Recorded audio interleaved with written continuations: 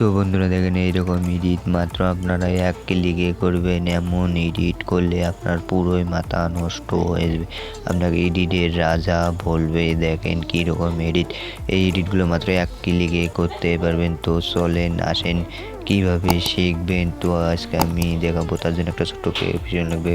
Google play স্টোরে search দেবেন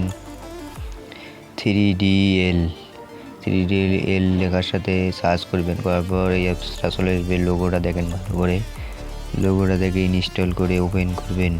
open করার পর পারমিশন দিবেন, অ্যালাউস হয়েছে। তো এই যে গ্যালারি নিচে ফ্রম গ্যালারিতে চাপ দিবেন, দেওয়ার পর আপনার গ্যালারিটা ওপেন হবে। তো আমি আমার পিকটা সিলেক্ট করে নিচ্ছি দেখেন। তো নেওয়ার পর লোডে দিবেন, দেখেন লোড, এই লোড অপশানে চাপ দিবেন। দেওয়ার পর আপনাদের অন্যরকম আসতে পারে, তো আমার এরকম আসলে দেখেন এরকম টিপেন, কালার পাল্টে যাবে। দেখেন কত সুন্দর, এইরকম এডিট করলে আপনাদেরকে আপনার বন্ধুরা রাজা বলবে।